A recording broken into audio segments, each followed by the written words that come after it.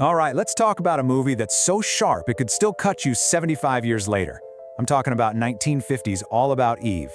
It's this incredible masterclass in ambition, betrayal, and we're going to get into exactly why it feels like it could have been made yesterday. You've probably heard this line before, right?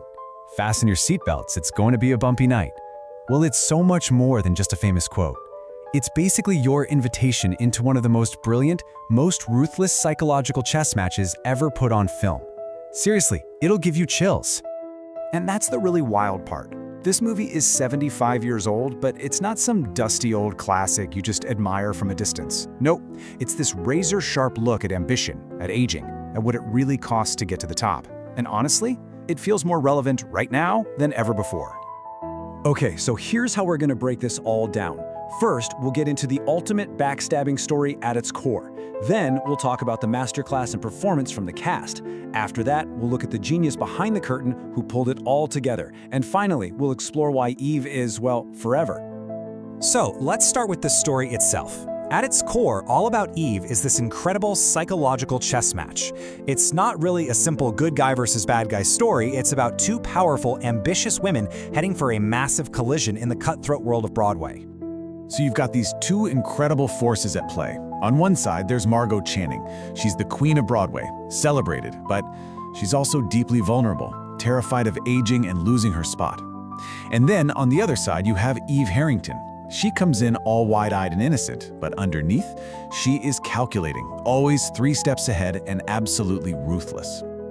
Now, a story this intense only works if the actors are absolutely phenomenal. And let me tell you, this film is a total masterclass in performance, anchored by 3 roles that are just unforgettable. I mean, where do you even start with Bette Davis as Margo Channing? She is an absolute force of nature. She's not just a victim here. She's this wounded animal who has learned to bite back, so fierce but so vulnerable at the same time. And what's amazing is how she refused to hide her age. She showed every line, every bit of insecurity. That's not vanity, that's pure, raw, artistic courage. And then you have Anne Baxter's Eve. Wow, her performance is just a masterclass in manipulation. She starts off as a sweet, adoring fan, but you gotta watch her eyes. There's always this little calculating flicker there. The genius of it is how subtle it is. She doesn't start out as a cartoon villain. You, the audience, discover how dangerous she is at the exact same time as the other characters, and that's what makes the betrayal hit so hard.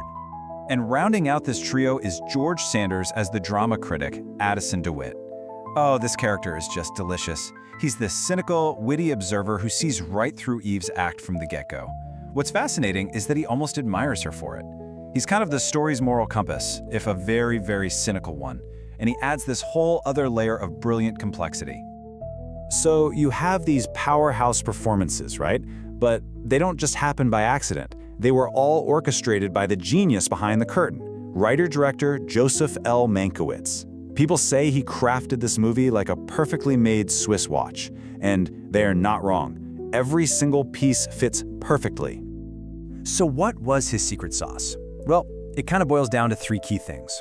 First, that dialogue. It's not just clever, it's like a stiletto, sharp, precise, and it reveals so much about who these people are. Second, there's absolutely 0 fat on this story. Every scene, every moment drives the plot forward.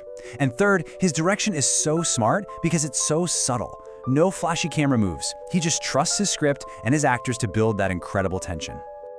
And look, it wasn't just Mankiewicz. The whole production was in sync. The cinematography by Milton Krasner, it's beautiful but never flashy. It's all about serving the emotion of the scene. The music from Alfred Newman perfectly amps up the drama but never gets in the way of that amazing dialogue. And the rest of the cast is just incredible.